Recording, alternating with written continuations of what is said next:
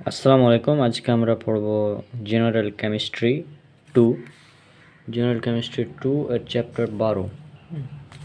Chapter 12-র কিছু গুরুত্বপূর্ণ প্রশ্ন আমরা পড়ব। তো এখানে প্রথমে দেখতে পাচ্ছি অ্যামাইনো অ্যাসিড কি। অ্যামাইনো অ্যাসিড হচ্ছে জৈব অ্যাসিড যাতে কার্বক্সিলিক মূলক যুক্ত কার্বন পরমাণুটির সাথে NH2 মূলক যুক্ত থাকে। এক কথায় অ্যামাইনো অ্যাসিড হচ্ছে প্রোটিনের মনোমার। অ্যামাইনো অ্যাসিডকে কয় ভাগে ভাগ করা হয়েছে? অ্যামাইনো অ্যাসিডকে দুই ভাগে ভাগ করা হয়েছে। একটা হচ্ছে আবশ্যকীয় এবং দুই হচ্ছে অনাবশ্যকীয় অ্যামাইনো অ্যাসিড। আবশ্যকীয় অ্যামাইনো অ্যাসিড কাকে বলে? দেহের মধ্যে টিস্যু দ্বারা যে 10টি অ্যামাইনো অ্যাসিডকে সংশ্লেষণ করা যায় না, খাদ্যের সাথে অবশ্যই গ্রহণ করতে হয়, তাদেরকে আবশ্যকীয় অ্যামাইনো অ্যাসিড বলে। অনাবশ্যকীয় অ্যামাইনো অ্যাসিড কোনগুলো? যেগুলো দেহের জন্য প্রয়োজনীয় 20টি অ্যামাইনো অ্যাসিডের মধ্যে যে 10টি অ্যামাইনো অ্যাসিড সরাসরি খাদ্যের সাথে গ্রহণ করার প্রয়োজন নাই, অর্থাৎ যে সমস্ত অ্যামাইনো অ্যাসিড টিস্যু দ্বারা সংশ্লেষ করা যায় তাদেরকে অনাবশ্যকীয় অ্যামাইনো অ্যাসিড বলা হয়। তারপর নিউক্লিয় প্রোটিন কি? সরল প্রোটিন এবং উচ্চ আণবিক ভরের নিউক্লিক অ্যাসিডের সমন্বয়ে গঠিত যুগ্ম প্রোটিনকে নিউক্লিয় প্রোটিন বলা হয়। নিউক্লিক অ্যাসিড কাকে বলে? যে বায়োপলিমার অণুসমূহ বংশগতির ধারা সংরক্ষণ কেন্দ্রস্থ অ্যামিন বা প্রোটিন ও এনজাইম বা অনুঘটকের সংশ্লেষণের জন্য প্রয়োজনীয় নির্দেশ প্রদান করে থাকে তাদেরকে নিউক্লিক অ্যাসিড বলে। জুইটার আয়ন কি? অ্যামাইনো অ্যাসিডের একই অণুতে অ্যাসিটিক অ্যাসিড অর্থাৎ COOH গ্রুপ এবং ক্ষারীয় NH2 গ্রুপ ধারণ করে। জলীয় দ্রবণে কার্বক্সিলিক গ্রুপ একটি প্রোটন ত্যাগ করে এবং ক্ষারীয় NH2 গ্রুপ অভ্যন্তরীণ বিক্রিয়ার ফলে ওই প্রোটিনটি গ্রহণ করে। এরূপ অভ্যন্তরীণ গঠনের ফলে যে আয়ন উৎপাদটি পাওয়া যায় সেটাই জুইটার আয়ন বা ডাইপোলার আয়ন। প্রোটিন কি? প্রোটিন হচ্ছে অ্যামাইনো অ্যাসিডের পলিমার। জৈব অনুঘটকের উপস্থিতিতে উদ্ভিদ ও প্রাণী ব্লার হয়ে যায় কেন?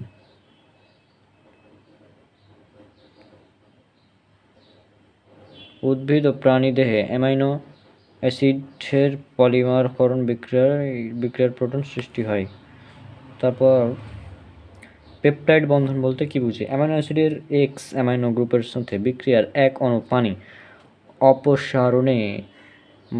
অপসারণের মাধ্যমে অ্যামাইড বন্ধন সৃষ্টি করে পরস্পরের সাথে যুক্ত হয়। অ্যামাইনো অ্যাসিড সমূহের মধ্যকার এ ধরনের বন্ধনকে পেপটাইড বন্ধন বলে। তো এটা ছিল আমাদের ক বিভাগের প্রশ্ন এই অধ্যায়ের।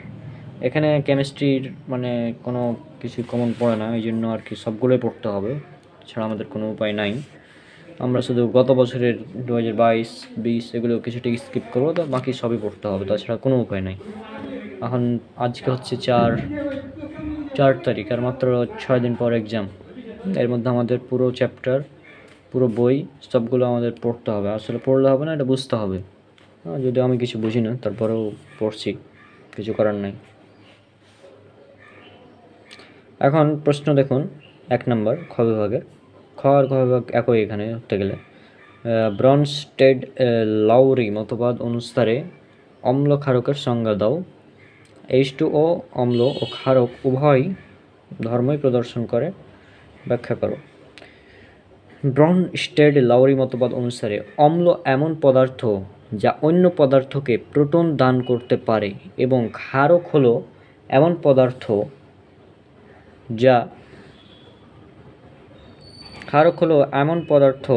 যা অম্ল হতে প্রোটিন গ্রহণ করতে পারে। অর্থাৎ সংক্ষেপে অম্ল হলো প্রোটিন দাতা এবং ক্ষারক হলো প্রোটিন গ্রহীতা।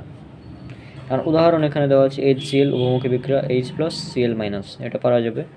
অনুরূপভাবে NH3 CO3 2- নিম্নোক্ত বিক্রিয়াগুলোর কারণে ক্ষারক।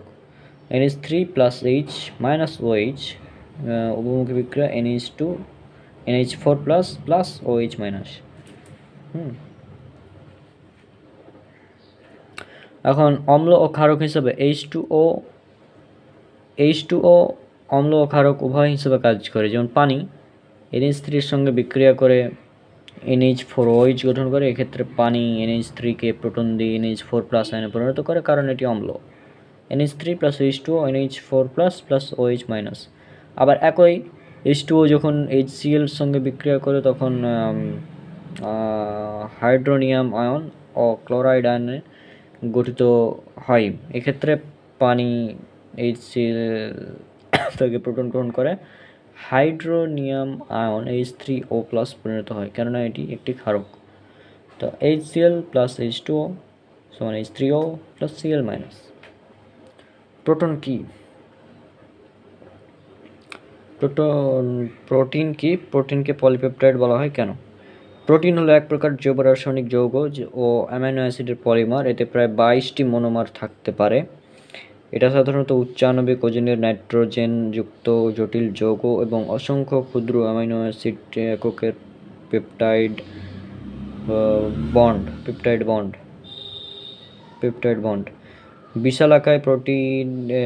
বিশালাকায় প্রোটিন অণুর আণবিক ওজন কয়েক মিলিয়ন পর্যন্ত হতে পারে। সাধারণত সকল প্রোটিনে কার্বন, হাইড্রোজেন, নাইট্রোজেন এবং সালফার থাকে। তবে বিশেষ কিছু প্রোটিনে sulphur, phosphorus, iron, zinc, iodine, copper এবং ম্যাঙ্গানিজ ইত্যাদি উপাদান অথবা আয়ন হিসেবে যুক্ত থাকে। বার্জিলিয়াস 1838 সর্বপ্রথম সম্পর্কে বর্ণনা দেন প্রোটিন সম্পর্কে। বার্জিলিয়াস বেশিরভাগ প্রোটিন নিম্নলিখিত উপাদান দ্বারা গঠিত: carbon 51-55%, hydrogen 6-7%, oxygen 21-23%, nitrogen 15-18%, sulphur 0.3-2.5%। বেশিরভাগ প্রোটিনে নাইট্রোজেনের পরিমাণ 16% থাকে। জীবদেহের প্রায় সর্বত্র প্রোটিন বিদ্যমান। জীবের বিভিন্ন গাঠনিক বস্তু হিসেবে প্রোটিন বিদ্যমান। প্রোটিন বিশেষ ধরনের অ্যামাইড বন্ধন। একটি অ্যামাইনো অ্যাসিডের কার্বক্সিল মূলক অপর একটি অ্যামাইনো অ্যাসিডের আলফা অ্যামাইনো মূলকের সাথে যুক্ত হয়ে পেপটাইড বন্ধন স্থাপন করে। অসংখ্য অ্যামাইনো অ্যাসিড পরস্পর পেপটাইড বন্ধনে আবদ্ধ হয়ে প্রোটিন অণুর পেপটাইড শিকল তৈরি করে। প্রতিটি পেপটাইড শিকলের এক প্রান্তে একটি মুক্ত অ্যামাইনো মূলক এবং অপর প্রান্তে একটি মুক্ত কার্বক্সিলিক মূলক থাকে। এরূপ পাশাপাশি দুটি অ্যামাইনো অ্যাসিডের মধ্যকার বিশেষ ধরনের অ্যামাইড বন্ধনকে পেপটাইড বন্ধন বলে এবং যে যৌগটি তৈরি হয় তাহাকে ডাইপেপটাইড বলে। বিক্রিয়ায় অংশগ্রহণকারী অ্যামাইনো অ্যাসিডের সংখ্যার উপর ভিত্তি করে যৌগসমূহের মধ্যে এই রূপ ডাইপেপটাইড। দুটি অ্যামাইনো অ্যাসিডের মধ্যে একটি পেপটাইড বন্ড। ট্রাইপেপটাইড, তিনটি অ্যামাইনো অ্যাসিডের মধ্যে দুইটি পেপটাইড বন্ড। টেট্রাপেপটাইড, চারটি অ্যামাইনো অ্যাসিডের মধ্যে তিনটি পেপটাইড বন্ড অথবা পলিপেপটাইড বন্ড। অসংখ্য অ্যামাইনো অ্যাসিডের মধ্যে পেপটাইড বন্ড তৈরি হতে পারে। এক্ষেত্রে কোনো পানি H2O মুক্ত হয়। লক্ষণীয় যে পেপটাইড শিকলের দুইটি পেপটাইড বন্ধনের মধ্যে একটি OH- গ্রুপ থাকে, আর গ্রুপের ভিন্নতার দরুন প্রোটিনের ভৌত রাসায়নিক এবং জৈবনিক ধর্মের তারতম্য ঘটে। এরূপ অসংখ্য পেপটাইড বন্ড যখন একত্রে থাকে তখন তাহাকে পেপটাইড চেইন বলা হয়। অর্থাৎ পেপটাইড চেইন হলো অসংখ্য অ্যামাইনো অ্যাসিড যখন পরস্পরের সাথে পেপটাইড বন্ধন দ্বারা যুক্ত হয় তাহাকে পেপটাইড চেইন বলে। এটা ছিল প্রশ্ন, প্রোটিনকে পলিপেপটাইড বলা হয় কেন? তার উত্তর ছিল এত বড়, মাত্র 4 মার্কের জন্য এত বড় লিখতে হবে, কিছু করার নাই। শুধু এখনো শেষ না, আরও আছে। এই যে আপনারা দেখুন এখানে, এটা হচ্ছে পেপটাইড বন্ড কীভাবে তৈরি হয় সেটা উল্লেখ করা হয়েছে এখানে। চিত্রটা না, এগুলো দেওয়া হয়েছে। আর এগুলো তো পড়ার কিছু নেই, এগুলো মনে রাখতে হবে। তো অনুরূপভাবে পেপটাইড চেইন অ্যামাইনো অ্যাসিড অণুর সংখ্যা অনুযায়ী পেপটাইডের নামকরণ করা হয়, যেমন ট্রাইপেপটাইড, টেট্রাপেপটাইড, পলিপেপটাইড।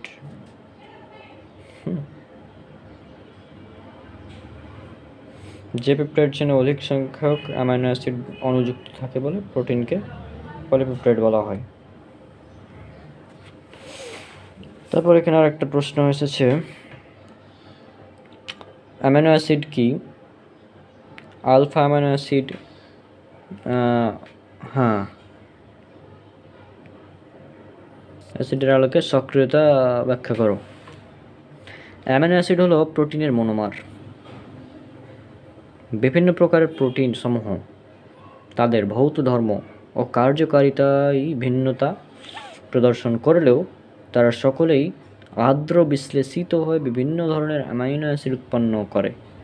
এই আর্দ্র বিশ্লেষণ অ্যাসিড ক্ষার ও এনজাইম দ্বারা সম্পন্ন হয়। প্রোটিন প্লাস মানে অ্যাসিড বা ক্ষার বা এনজাইম অ্যামিনো অ্যাসিডের মিশ্রণ। আচ্ছা, প্রোটিনের আর্দ্র বিশ্লেষণে সর্বমোট 20টি ভিন্ন ভিন্ন অ্যামিনো অ্যাসিড পাওয়া যায়। উদাহরণস্বরূপ ইনসুলিনের আর্দ্র বিশ্লেষণে 17টি অ্যামিনো অ্যাসিড পাওয়া যায়।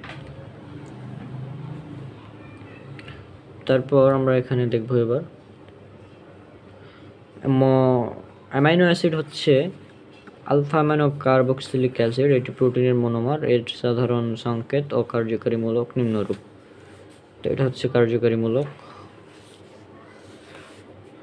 সংজ্ঞামতে অ্যামাইনো অ্যাসিডের অণুতে কমপক্ষে একটি NH2 ও একটি COOH মূলক অত্যাবশ্যক। কেননা অ্যামাইনো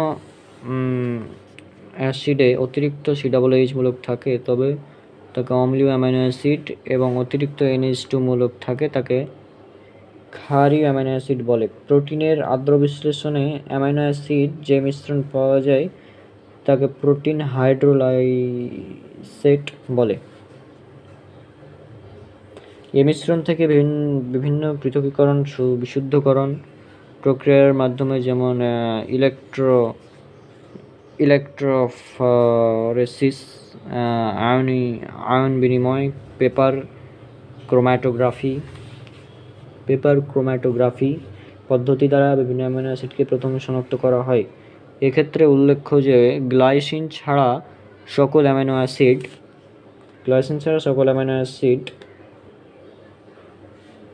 আলোকচক্রীয়। এরা সবাই এল কনফিগারেশন বিশিষ্ট। আলফা কার্বনে যুক্ত গ্রুপ আর এর ভিন্নতা অনুসারে বিভিন্ন প্রকার অ্যামিনো অ্যাসিড পাওয়া যায়।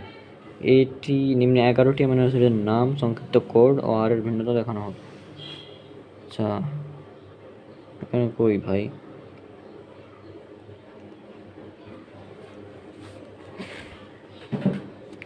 তারপরে প্রশ্ন হচ্ছে প্রোটিনের প্রাইমারি ও সেকেন্ডারি গঠনের বৈশিষ্ট্য লিখো। প্রোটিনের প্রাইমারি সেকেন্ডারি হচ্ছে 1902 সালে ফিশার বলেন যে একটি অ্যামিনো অ্যাসিডের হচ্ছে প্রাইমারি গঠন। একটি অ্যামিনো অ্যাসিডের অ্যামিনো গ্রুপ এবং আরেকটি একই বা ভিন্ন অ্যামিনো অ্যাসিডের কার্বক্সিলিক গ্রুপের মধ্যে আন্তঃক্রিয়ার ফলে প্রোটিন তৈরি হয়। এভাবে তাদের মধ্যে সরলরৈখিক পলিমার গঠন দেখা যায়। প্রোটিন শিকলে বিভিন্ন অ্যামিনো অ্যাসিডের সমযোজী বন্ধনে আবদ্ধযুক্ত হওয়ার ক্রমবিন্যাস প্রোটিনের প্রাইমারি গঠন বলে। যে কোনো প্রোটিন বা পেপটাইডের শিকলের এক প্রান্তে NH2 ও অপর প্রান্তে COOH মূলক থাকে। এদের যথাক্রমে N টার্মিনাল প্রান্ত ও C টার্মিনাল প্রান্ত বলে। সাধারণত N টার্মিনালকে শিকলের বাম দিকে লেখা হয়। পলিং এবং তার সহকর্মীরা 1953 সালে এক্স-রে পরীক্ষার সাহায্যে প্রোটিনের বন্ধন দৈর্ঘ্য এবং বন্ধন কোণ হিসাব করেন, যা নিচের চিত্রের সাহায্যে দেখানো হলো। সেকেন্ডারি গঠন। প্রোটিনের দীর্ঘ শিকলের বিভিন্ন পেপটাইড বন্ধনের CO মূলক ও NH মূলকের মধ্যে হাইড্রোজেন বন্ধন ঘটে। তখন পেপটাইড শিকল করকের স্ক্রুর মতো ডান কুণ্ডলী ধারণ করে। একে আলফা হেলিক্স বলা হয়। এরূপ আকৃতিতে পেপটাইডের সেকেন্ডারি গঠন বলে। উল, চুল জাতীয় ফাইব্রাস প্রোটিনে এরূপ গঠন থাকে। এদেরকে টান দিলে রাবারের মতো এরা লম্বা হয়। তখন হাইড্রোজেন বন্ধন ভেঙে গিয়ে প্রোটিনের প্রাইমারি সরলরৈখিক গঠন লাভ করে, ছেড়ে দিলে পূর্বের মতো হাইড্রোজেন বন্ধনে আবদ্ধ হয়ে পড়ে।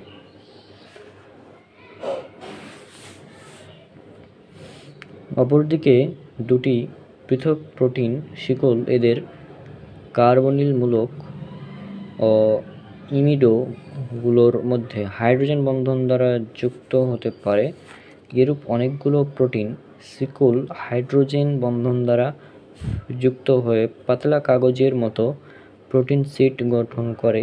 এরূপ প্রোটিন শীটগুলো একটির উপর অপরটি ভাঁজ হয়ে প্রোটিনের সেকেন্ডারি গঠন দৃঢ় করে। মাংসপেশি, ধমনী ইত্যাদির ফাইব্রাস প্রোটিনের গঠন এরূপ।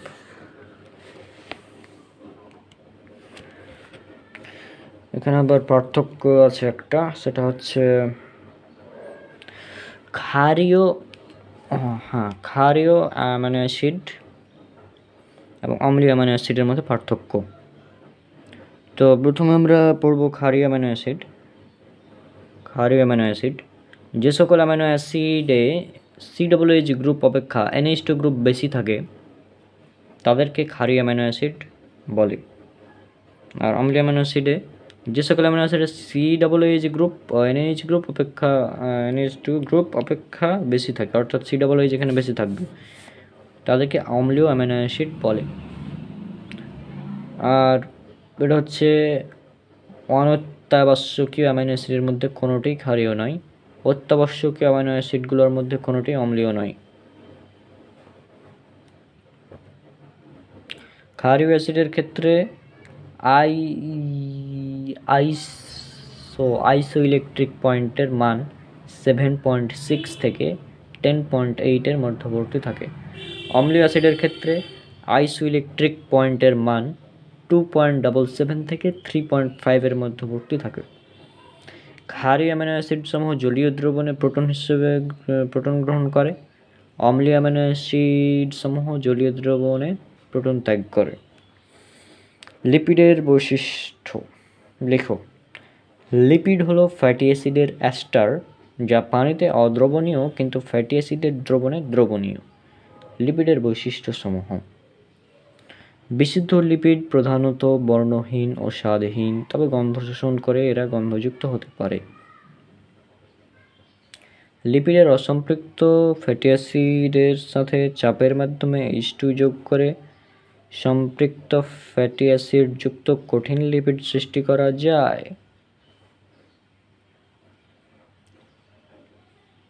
লিপিড প্রধানত ফ্যাটি অ্যাসিড ও গ্লিসারলের এস্টার।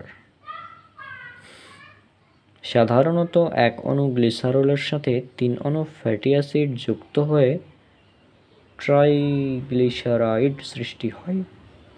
লিপিড সাধারণত পানিতে অদ্রবণীয় কিন্তু কিছু ফ্যাটি দ্রবণে দ্রবীভূত হয়। এরা পানি বিকর্ষী। লিপিডের গলনাঙ্ক এর ফ্যাটি অ্যাসিডের শৃঙ্খলের দৈর্ঘ্য এবং সম্পৃক্ততার উপর নির্ভরশীল।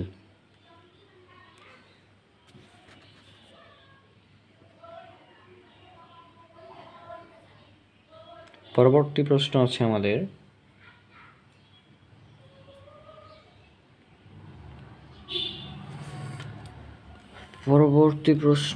প্রাইমারি প্রোটিনের কার্যাবলী লিখো।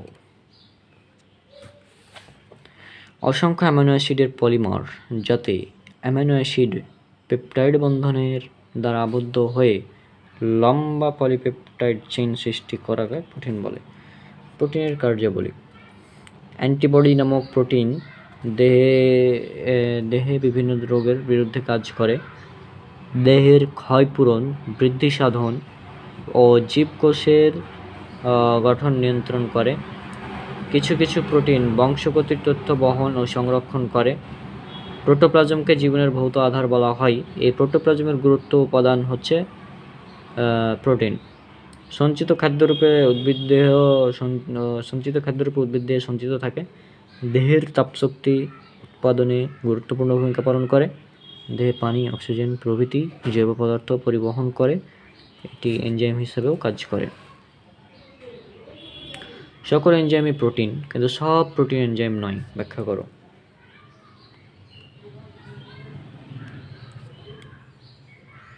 সব এনজাইমই প্রোটিন, কিন্তু সব প্রোটিন এনজাইম নয়।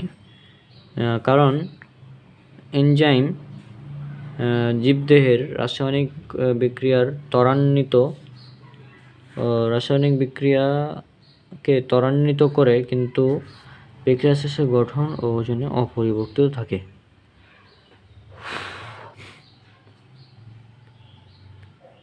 এনজাইম জৈব রাসায়নিক বিক্রিয়ায় অত্যন্ত স্বল্পমাত্রায় অংশগ্রহণ করে বিক্রিয়াকে ত্বরান্বিত করে। জীবদেহের জৈব রাসায়নিক বিক্রিয়া এনজাইমের গঠন ও প্রকৃতির উপর কোনো প্রভাব বিস্তার করে না। এনজাইমের প্রোটিনের প্রকৃতি তাপমাত্রা এবং চাপ এর প্রকৃতির উপর নির্ভরশীল। জীবদেহের জৈব রাসায়নিক বিক্রিয়ার সমতা রক্ষায় এনজাইমের ভূমিকা নাই। নির্দিষ্ট বিক্রিয়ার জন্য এনজাইম নির্দিষ্ট, অর্থাৎ প্রতিটি বিক্রিয়ার জন্য সুনির্দিষ্ট এনজাইম রয়েছে। প্রোটিন জীবদের গাঠনিক একক। 20টি অ্যাসিডের সমন্বয়ে প্রোটিন গঠিত হয়। প্রোটিন জীবদেহের বৃদ্ধি ও বিকাশে ভূমিকা রাখে। তাই সব এনজাইম প্রোটিন, কিন্তু সব প্রোটিন এনজাইম নয়।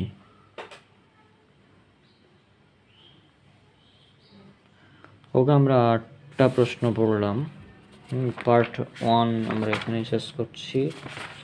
মোট প্রশ্ন আছে কয়টা এই চ্যাপ্টারে?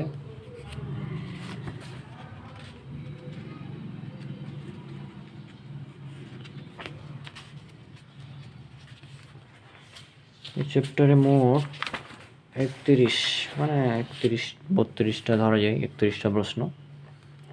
তো আমরা 8টা পড়লাম, বাকি পার্টগুলোতে আমরা বাকিগুলো প্রসেস করবো ইনশাল্লাহ। আজকে বিদায় নিচ্ছি। আসসালামু আলাইকুম ওয়া রাহমাতুল্লাহি ওয়া বারাকাতুহু।